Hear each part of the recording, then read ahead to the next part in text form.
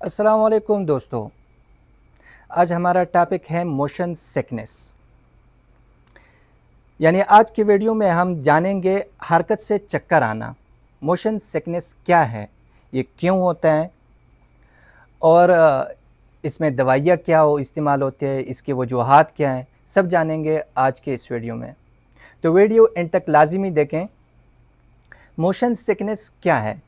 Motion sickness اگر آسان الفاظ میں کہا جائے، انسانی جسم کا وہ حالات ہے جس میں انسان کے دماغ کو حرکت کے حوالے سے غلط سگنل ملتے ہیں. جیسے آپ کہیں جا رہے ہیں گاڑی پر اور آپ کے آنکھیں دیکھ رہے کہ چیزیں آپ کے سامنے سے گزر رہی ہیں، لیکن جو ہمارے اندرونی کان ہیں وہ محسوس کر رہے ہیں کہ آپ بیٹھے ہوئے ہیں.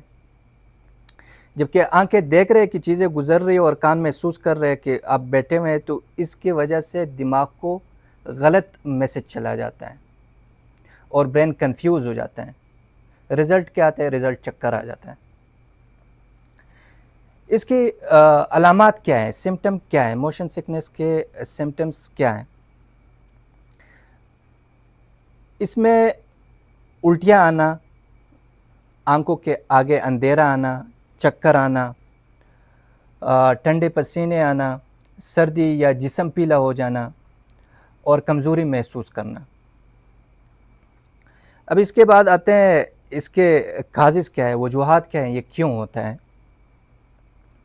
یہ سینسری کنفلکٹ یعنی غلط سگنلنگ کی وجہ سے، انر کان کا مسئلہ، جیسے کان کے اندر انفیکشن ہو جاتا ہے یا فلوئڈ امبیلنس ہو جاتا ہے.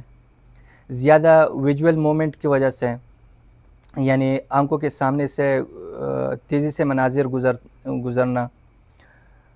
سرٹن میڈیکیشن، جیسے کچھ دوائیاں دماغ اور آنکھوں کے بیچ سگنل میں انٹرفیئر کرتے ہیں، جیسے اینٹی بائیوٹک اور اینٹی ڈپریسنٹ دوائیاں.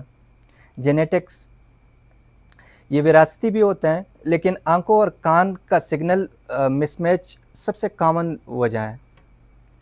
اب اس میں دوائیاں کون سی استعمال ہوتی ہیں، اس کا ٹریٹمنٹ کیا ہے؟ اس میں ڈیمنہائیڈرینیٹ استعمال ہوتے ہیں.